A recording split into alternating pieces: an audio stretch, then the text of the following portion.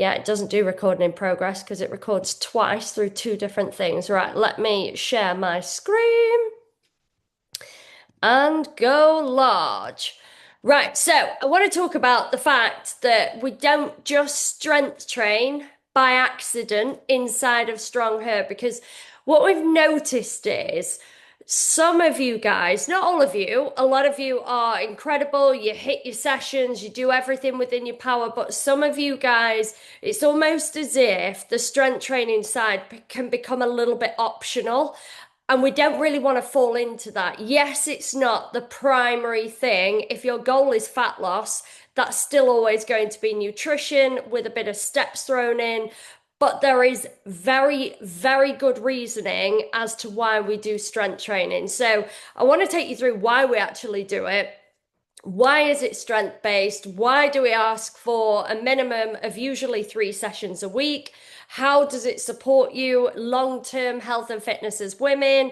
And why it's not actually just about looking good in the mirror. There are great perks to obviously feeling like you like what you see in the mirror. And that's usually, let's be honest, it's one of the primary reasons why anybody starts taking their health and fitness seriously. But what we want to do is build the future, and that's very much what like essentially strength training is actually providing us with. But before we do, we have rate HRT. It's actually HT, but I accidentally said HRT at the Strong Her Summit and it kind of just stuck. I feel like, when you spend so long talking about perimenopause, thinking about perimenopause, coaching perimenopause, and now it just comes out as a part of it. So that's just her nickname now. But it is her 1 year, I think it is exactly today, her Strong Her anniversary, and she is going on to do her second year inside of the program, which is obviously phenomenal. Emma Hill for being a busted McFly fan. I thought that was absolutely hilarious that we just happened. I think I mentioned it in my stories a few weeks ago that I was going, and she was like, "Oh my God, I'm going." And I said to her, "You're going to have to find me. There is a high chance I will not remember my glasses. I can't see anything beyond like 3 feet in front of my face." And I just went to the loo before the concert, was washing my hands, and then this woman just came and touched me, and I was like, "Oh my God." So just thought it was really funny. And we were about 5 feet away from each other as well. So we bought the exact same tickets in the same area. So she deserves a shout out to that. But she is actually, in all seriousness, a couple of weeks away from a reverse diet, which is obviously, again, an epic achievement. The body fat has gone. We're going to start that next phase in October, so that's exciting. And then we have the other H, so we've got Undies for running her fastest. I was going to put 10K, and then I was thinking, no, she's doing longer than that. But I was like, right, okay. When I write these, I try and look back, and then I was like, I can't find it. But incredible, absolutely incredible, and gearing up to a significant event as well. So this is going to be amazing. So really exciting October actually for quite a lot of the women in the program. So really looking forward to seeing some of the other wins that are taking place inside of the program as well. So that is amazing. But let's get into it then. So, why do we actually bother with strength training? I could write every single one of you guys a HIIT workout, or could tell you to do yoga, could tell you to do Pilates, anything else. But why am I specifically coaching strength training? So, muscle tissue is metabolically, it's basically more active in terms of the energy expenditure that your organic body will actually burn through in an average day at rest. So even while you do absolutely nothing more than fat will. So it's around 3 to 5 times, depending on you as an individual, more metabolically active than fat. So what does that actually mean in English? So for instance, when you go and do, let's say you're doing, I don't know, the rowing machine, or you're running, or you're doing some form of cardio, the moment your heart rate returns to normal is the moment I am going to lose my voice. It's just going to come and go. We're going to have to pretend I'm like a 13-year-old boy in this. It's just going to go, wee. But the moment your heart rate returns back to normal, is the moment you stop burning any energy with regards to that over and above just your base metabolic rate of what it burns organically.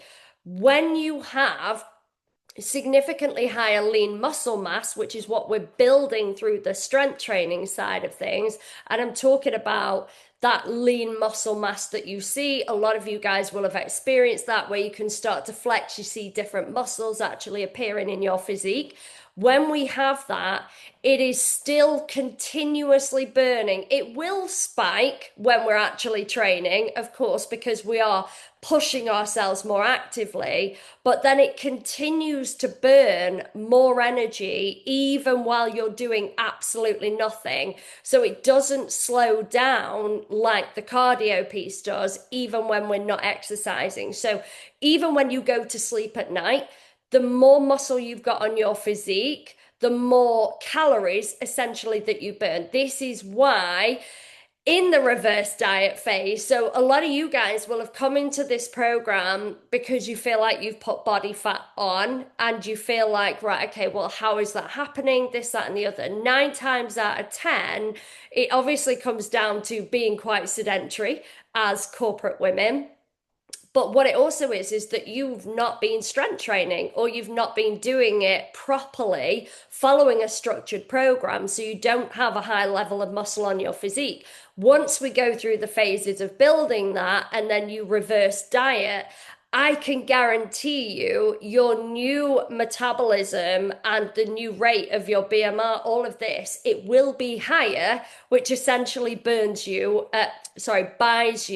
more calories, which is why a lot of the women in the program are astounded by just how much they get to eat. And then we can go the other way as well, where even women with high muscle mass, when they learn to live on really low calories because they become really afraid of putting on body fat, they won't be able to build any more muscle on their physique because in order to really beyond the first 6 to 12 months of lifting, we need to then be able to get you in a position where you have more calories because otherwise your ability to build muscle will just completely stall. So this is also why we coach women sometimes immediately through that reverse diet to get them to that point before we can do an effective cut so that they can drop any unwanted body fat. So it goes two sides of that coin, but it is really, really important to have that muscle on our physique. Shaping a tonality, cardio will not give you a toned physique. Neither will things like Pilates. So Pilates, what it does is when people undertake Pilates, and I know it is a big thing at the minute, it's essentially working the muscles you've already got on your physique. So when you come out and you think, oh, I can really feel my abs, or I can really feel my bum, or I can really feel like that's what you've already got on your physique. But because it's not progressively getting more difficult every single week, because you're not actively lifting more, there are a bit of resistance plays that they can pull, but there will be a point where that just exceeds and you can't go any further with Pilates. So you might find a little bit of benefit at first, but then it will run out. I have seen actually, I saw it the other day, for the first time I've ever seen it, and I don't think this is conventional, where they were doing a Pilates class and they were lifting weights in that Pilates class. Now, that might be a bit of an exception to the rule, but that's the first time I have ever seen Pilates done like that. Traditionally, that is not how it's done. So these are kind of considerations. If you want that toned physique, guess what? We've got to buy ourselves that future. Also, if let's take the example of some of the women who come in who maybe don't actually have like a massive amount of body fat to lose. The reality is if they don't strength train and they just lose the body fat, they'll just end up with that really skinny look and potentially in that skinny fat look where you feel like your stomach is bloated, but you're still quite thin, but your stomach doesn't look the way you want it to look. This is kind of that skinny fat category. So you're never likely to get that toned physique that you're actually looking for. And it's because there isn't any muscle there or not enough muscle there in the first place, even if you do strip away a bit of that body fat. So that That is it. And also, for instance, like any of you that have seen when I first started lifting, I do need to share a bit more of this on my Instagram, to be fair, but I used to have a back with a crack and I had no bottom at all to be seen. Like you would have not found it because it did not exist. I have now built my glutes through lifting heavy.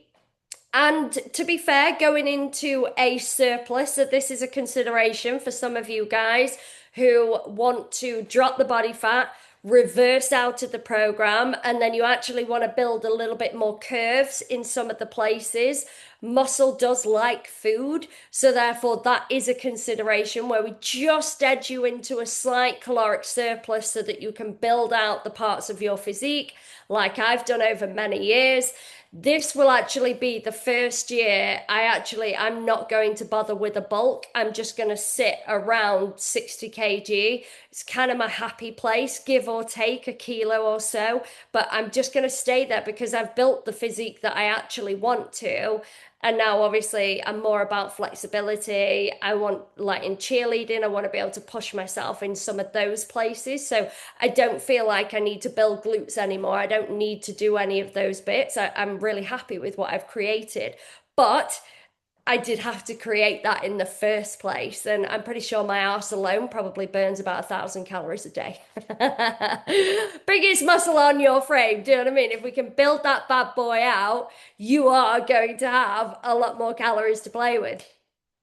Hormonal support. So, strength training is helping to regulate blood sugar, lowering the stress hormones, balancing out some of the shifts happening in perimenopause as well. So, this one is massive. The closer we get to perimenopause, even more important that this all becomes. Mental health as well, confidence, resilience, reducing anxiety, all of those things when you're picking up weights, it is empowering, isn't it? It does usually. It's very rare, and it does occasionally happen where some women come into the program and they're like, I really just don't like strength training. And I kind of see it as it's something we have to do. We can try and make it more enjoyable. 9 times out of 10, women absolutely love it. I'd probably say it's even higher than 9 times out of 10. Do you know what I mean? But occasionally, but we do want something to still work with that anxiety, that piece. And you do carry yourself differently when you're strong. When you're hitting PBs and you feel like, fucking hell, I never thought I was capable of that. Absolutely huge in terms of your confidence. So, I want to talk about perimenopause and bone health. So, what actually happens during the perimenopause and why this becomes even more like just vital at that point in life. And ideally, even way, way younger. And I will share a graph in a moment, but again, in an ideal world, we want to head into the perimenopause with as much muscle mass as we can, as that's when the most damage is being done to our body. But it's never too late to start. So even in the perimenopause, it's always better to start now than never at all. But we do get that drop in estrogen. It's accelerating the bone density loss and the muscle loss that goes alongside that. Like I say, I will show you a graph in a moment, but it is most drastic. The process starts in our 30s, and then it just, the closer we get to even full menopause, that's when the most significant changes in our body starts to happen. And bone density is like a bank account. You want to deposit as much muscle as you possibly can before those withdrawals start to increase. So it's a bit like suddenly paying more tax when you get to that part in life. Mine started early. I'm sure a lot of you guys, it fucking started early, didn't it? Which you could say it just started in our 50s. It doesn't, but it's a bit of a similar thing where it's the idea of more is going out, and the more we bank now, the better that future is going to look for us. So, strength training's role. So, load bearing exercise signals bones to hold onto density. It is helping to prevent osteoporosis, fractures, the loss of independence later in life. So, 1 in 5 women who break a hip may die within their first year of breaking a hip. And the amount of women who break their hip at a certain age, so usually kind of 65 plus, 1 in 5 of them is going to lose their life, which is pretty fucking scary, right? When you really think about that. And this is just from it might just be falling down. Like, imagine, so a couple of you guys have picked up really, like, it's not funny injuries. Shouldn't say that, but from really silly things, when you just trip up or you just, like one of the women, she's got a little hole behind her office chair at work and a chair just dipped into it. She tweaked her back a little bit.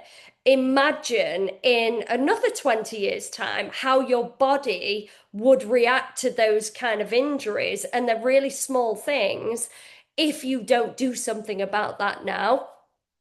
And most people end up in care homes because they cannot get off the toilet. You'll have heard me say this before, but getting off the toilet is a simple squat exercise.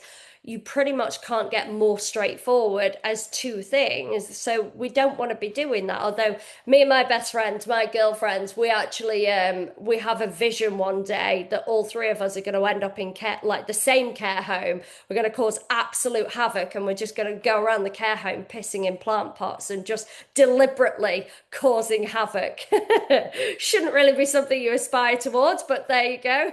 That's what we've decided. When we are old and decrepit, we're just going to bring the house down. Muscle retention. So this is something, I think I've actually got this on a like another slide as well, but doesn't evaporate overnight, sorry. So one of the fears that people think about is, and there's been a bit of conversation about this in the community lately, where you feel like if you're sick, if you're, I don't know, a little bit injured or you've tweaked something, and let's say you've been lifting for 6 months, 12 months, 9 months, whatever it might be, your muscle's not going to deteriorate overnight. I think the process for it to start happening is usually about 3 weeks, and we're talking such minor levels, and that would have to be if you weren't lifting at all. So you do have a window. Obviously, we want to be able to lift. Obviously, we all want to be hitting those 3 sessions where we can. 2 sessions is an absolute minimum with maybe something on top. But in an ideal world, we do want to try and hit those 3 sessions where we can. But if you can't make it, two's going to be better than one's going to be better than none. Do you know what I mean? But in an ideal world, even if you are completely bed bound, written off for a couple of weeks, it's not the end of the world. We just want to be able to get back to it as soon as we can. So this is the graph I was talking about, and sometimes it definitely sucks to be a woman. Naturally, we have significantly worse rides with this than men do. So you can see down the left-hand side, so the total mass of skeletal calcium in grams. So this is the bone density that we are referring to. That's how it actually is measured. And then we've got bone growth. So you can see we pretty much stop growing around that point of reaching 30s, and then it just starts to pivot, and then it starts to plateau. So you can see the closer we get to the 40s, we're already going in a downward trajectory, and then as we're really in the menopause and beyond, that's when it's majorly going downhill. Now, there is a woman who trains at the gym where Thomas and I first joined when we moved to Retford, where we live. I think she'll be over 100 now, but she was definitely celebrating like late 90s birthdays, and she was in the gym lifting weights. She looked absolutely phenomenal. No way that she is on this kind of downward trajectory. She will have been keeping herself around this kind of marker.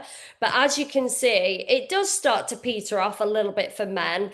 Men naturally have more like bone density on their physique than we do organically anyway. They have more muscle mass on their physique organically anyway. We are not going to join them on that. It's just not going to happen. We do not have the testosterone. Somebody actually asked me this in my DMs 2 or 3 weeks back, where she said, "And what about?" And I don't think I put it in this. I meant to, but I think I forgot. But she asked me, "What about the like essentially the artificial testosterone that can come within HRT as a perimenopausal woman?" And I said, "No, we all as women."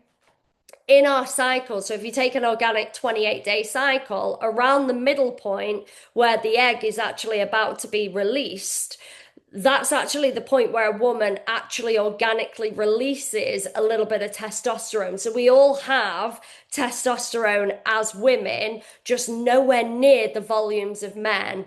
And HRT is just trying to replicate the organic hormonal function as a woman. So you do not need to worry thinking, oh my God, I've got testosterone within HRT. The whole point of the hormonal replacement therapy, which is why it can take a little bit of time to get it right, they're trying to get the right level of hormones that you had before you reach the perimenopause. That's what it's artificially doing. Very similar, completely different, but very similar to things like the contraceptive pill. Some women go onto it quite early because their organic hormones are not functioning the way that they want the human body to. For me, I go the complete opposite way. And ironically, we actually have quite late perimenopause in my family. I'd say my mum only started perimenopause probably a few years ago, and she's late 50s now. And every single pill I have ever been on has made me really violently ill, like really, really sick too. And I've said this before, but to the point where they actually started testing me for cancer because I was showing signs of somebody that was, my body was breaking down because of the hormones that I was putting into my body. So I can't have any artificial hormones, probably won't be able to have something like HRT at that point anyway. But for instance, my mum hasn't really needed it. So I think we might be on the luckier end of the scale where just organically, hormonally, our bodies are just more okay without it. But that's the point of hormonal replacement therapy. So I don't want anyone to panic thinking, oh my God, I'm going to turn into like Arnold Schwarzenegger because I'm on HRT and I've got a little bit of testosterone. The amounts are so, so small. And we do organically have them inside of us anyway. But this is the point of why we are doing what we are doing, because this weakness that starts to come into our bodies, and like I say, it's all starting. I would say this graph is probably actually a little bit late as well, but it is starting to move downwards slowly in our 30s, more rapidly in 40s, dramatically from our 50s. So the only way to caveat that is strength training. There is literally no other thing that we can actually do for that.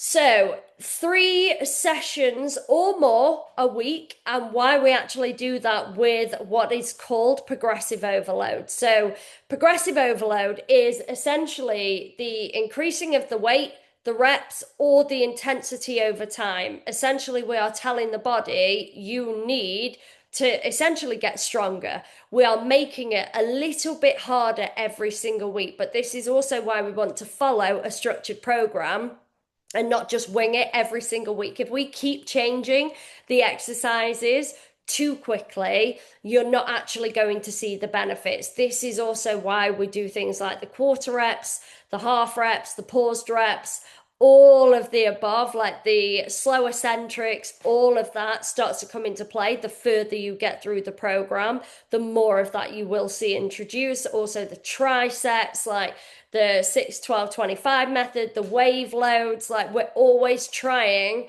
to find ways of going, right, I need to make it tougher, I need to make it harder. That is the point. Muscle gets really stagnated and used to the stimulus really, really quickly. And if you think about your first week inside of the program, you know, the one where you can't get off the toilet and you're going, holy shit balls, what am I going to do for the rest of the week?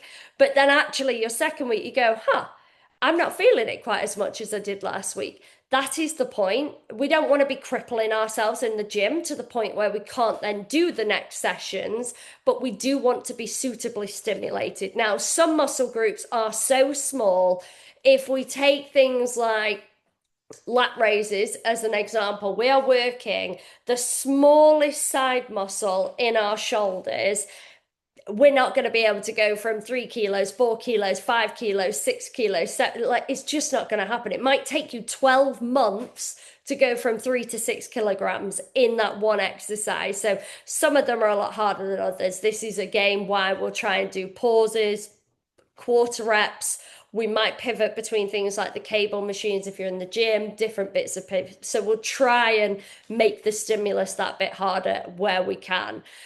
So 3 sessions minimum. The reason, again, 3 is not accidental. Now, it works beautifully for corporate women with incredibly busy lifestyles, with children, with families, with a million and one commitments that you've also got in your average week. It might also be, so we've got Karen, for instance, who is a swimmer. Some of you guys we've got Maddie who plays volleyball. I'm a cheerleader. Some of you guys have got extracurricular activities. Some of you guys are doing like your marathons. This is where over 3 can become too difficult to actually recover, but 3 is the requirement to stimulate the muscle growth with the right frequency and strength across all muscle groups. So we can apply progressive overload with 3 training sessions a week. It is building that consistency without feeling like, oh, fuck, I'm never going to be able to commit to this. And I would argue that everybody has 3 hours out of 168 hours in the week. If we're not meeting this requirement, we've really got to start to look at your routine, what we can do, how we can implement it, because I think it's genuinely, even for high achievers, it is definitely something we can meet. And I would never ask any of you to do something that I am also not prepared to do myself. So it's that required dose essentially to protect your bodies from declining. So common misconceptions, I kind of went through this one, that if you have a week off due to sickness, injury, you're going to lose everything. You are not. It doesn't work that way, guys. There is a point where you build muscle memory and then you can bounce back. That being said, I would definitely advise that you take it a bit steady returning from sickness or injury, that you don't try and go in for PBs. You'll lighten the load a little bit. We might even keep you on that program that you're on, the phase you're in, just a little bit longer so you don't feel like you're missing a week in that phase as well. So we can start to play around with things a bit. You're not going to get bulky. That's what we we're talking about with the HRT. I just wanted to address it. I don't think anyone in here is concerned about that per se, but I did think it was a really good question that got brought up. Lifting light weights and thinking you're going to get toned is really not going to happen.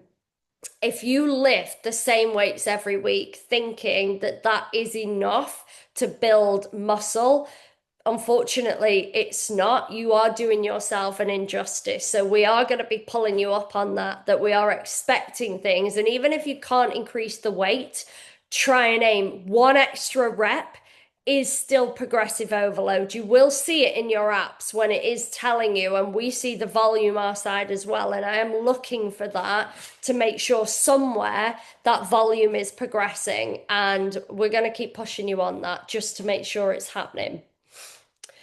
So, I mean, this is quite scary in all honesty, but I do think it is worth sharing that there's basically a large trial done that observed women who do strength training regularly and basically have a lower risk of all-cause mortality and cardiovascular mortality compared to women who do not lift. So, for example, one study shows that strength training was associated with a 19% reduction in the cause of death of women compared to 11% for men. So basically, by lifting, your chances of dying due to generic causes of death are significantly lower, which is quite astounding. The same as this one, same research found women doing strength-based exercises had 30% lower risk of death from cardiovascular diseases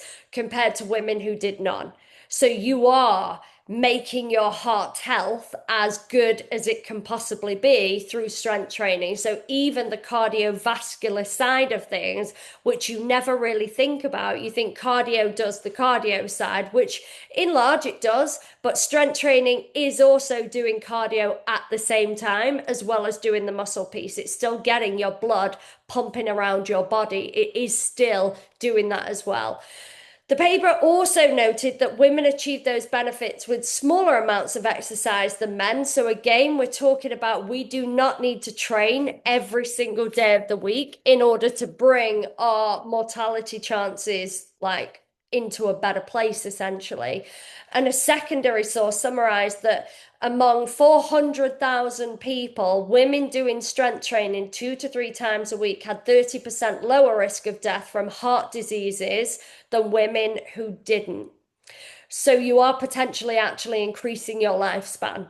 So to those of you who have got children, those of you who would like to see grandchildren, potentially great grandchildren grow old, you actually want to go and live as long a life as possible. It's not guaranteed, but we are reducing that potential of those cardiovascular related death sentences. So quite scary that that is actually a statistic, but you guys are on the right side of this statistic. So again, really, really fucking important. So, does anybody have any questions or anything they would like to share? So, I definitely fall off the wagon when it comes to training. And you're not the only one, Jem. You're genuinely not. Like, it does happen. And to be fair, you are consistent. You are consistent with the fact that you do strength train. It's just maybe not meeting those 3 sessions a week. But I think it's about organization. It's about having that discipline, trying to go, right, this is my structure. It is a little bit easier, I think, for the women as well, who, and we coach a variety of different women in this sense, but a lot of you guys that are, I would say you do it quite similarly to me, where you try and train at set days, set times, and where that allows that, I think it does just make your life easier. Whereas, Jem, for you, for instance, you might switch hours, switch days, switch when you're working, so then it can start to have a knock-on effect into your training. And we've got doctors inside of the program. They might work nights, they might work days. It can shift your pattern into how you can do it. But it is doable because I promise for every single woman inside of this program who is doing shift working, there is another shift worker doing a very similar job who is crushing it, getting those 3 sessions in a week. For every single woman who is working a extremely long houred or working with clients in America at the other side of the world, there is another woman doing a similar role that is managing to crush it. So there are ways of getting around it. You've really got to ask yourself, like, and I mean, it is a great one. It's the same as Victoria Caveria's. But one of my friend coaches recently told me that hitting the snooze button also has a higher chance of like basically reducing your lifespan. So every single time you hit that snooze button, you are actually taking years off your life. So this is it. Sometimes actually hearing the really awful statistics going, yeah, I don't want to die early, so fuck it, I'm not going to keep doing that. Just say it to yourselves. It sounds drastic and really terrifying. Like, don't want to go to the strength training session yet. You know what? I don't want to die 20-30% earlier than I need to. Off we fucking pop. Can really give you that kick up the arse that you need to. I'm so interested. Why is this? Is that with the snooze? Is it the snooze? I will have to do some research into it. I took my best friend's word as gospel because he is he specializes in shift workers. He is very, very knowledgeable on sleep patterns, sleep routines. it's not something I've delved as deep into. So I'll have a look into it with you. I might. What I could probably do is actually record that as a podcast episode, just to scare the living shit out of everyone. But it is interesting, isn't it? But I don't have the exact answer to it. But I'm assuming it is down to locking your brain into the sleep cycle, but it's not actually going into the full sleep cycle because the sleep cycle's within 90 minutes. If you're hitting that snooze button, mine is, I think it's automatically set at 9 minutes, is it? Which feels really random. I don't know why it's 9 minutes. I didn't set that. That's an Apple thing. But that's just not long enough. So, and I know Mel Robbins obviously talks heavily on this subject that you're putting your brain back into sleep mode, waking it back up again. It's almost like shocking. And I can't imagine the human brain quite enjoys it. And actually, 9 times out of 10, you know this. As soon as you unsnooze that alarm and you actually get up, you feel shit, don't you? You feel a bit like, oh, I just wish I got up 30 minutes ago. So you know it's not doing any good for your brain. It's just we just fall into such a bad habit. And actually, what's really interesting is I remember, as will I'm sure a lot of you ladies, the days before alarms on a phone. Old alarm clocks, traditional alarm clocks didn't have a fucking snooze button.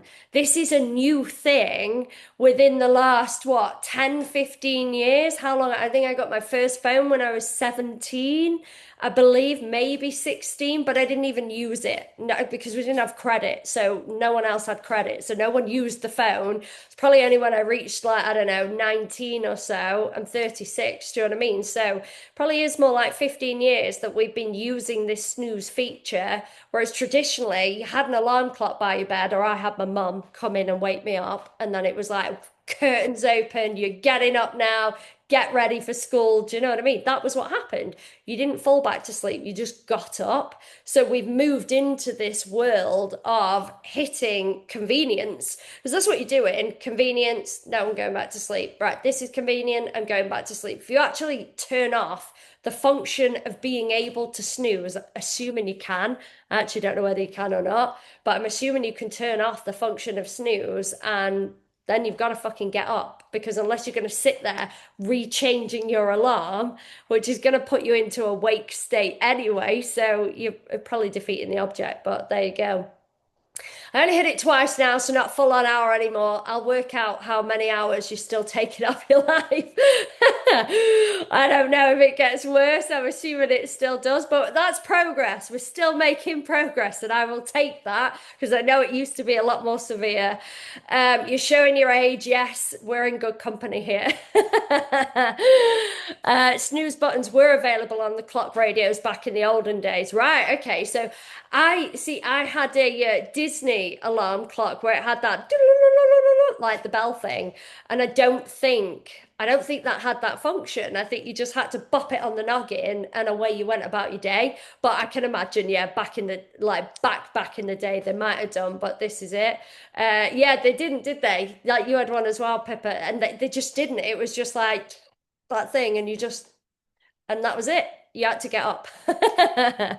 So you might want to get one. Do you know what I mean? If you are somebody that's snoozing, you might want to go back to an old school alarm clock that is literally going to do that funny little thing, and you bop it on the noggin. It might be something that could help. Do you know what I mean? It could be a consideration. I've got one, I just don't use it. There you go. I must admit, I feel like I don't know if I would trust that thing to go off. I think I'd have like a bit of a like, I'd be awake all night going, are you actually going to go off? So maybe trial it at a weekend or a non-work day just to build the trust with the old-fashioned alarm clocks. I'd love to try a Lumi alarm. They're the ones that the natural light wakes you up. Now, I do this, by the way, obviously not in the winter. It's not as helpful, but I do not sleep with curtains. I haven't slept with curtains since I was probably about 15, when we had these really fancy curtains made from, I can't remember where they were made, but my mum got this material like shipped in from overseas, basically came in with bed bugs, and it infested my room. So therefore I created a phobia of curtains because it was traumatic. So I do not sleep with curtains. So I organically have the light that comes into my room in the morning. And Thomas now does the same because I refuse to have curtains. So there you go. Fun fact. So in the summer, that works really well. Victoria also doesn't close curtains. I feel like some people don't close them as well if you like the look of them, if you get them set really nicely and you don't want to change that style.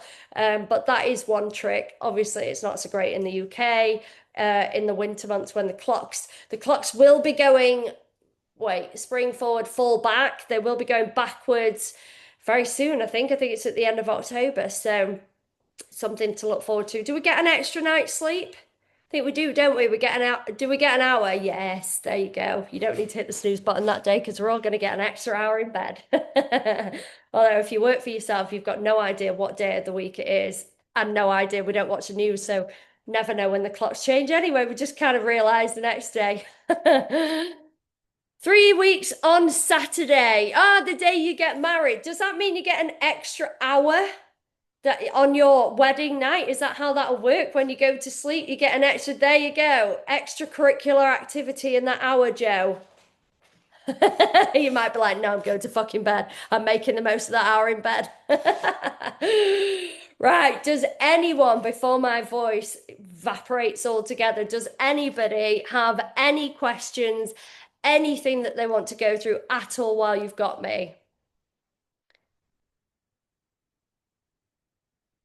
No? Amazing. Right. Well, I will be doing the midweek Stalky Stalks on Wednesday, as will Coach Cat. I am going to try and get a podcast episode recorded.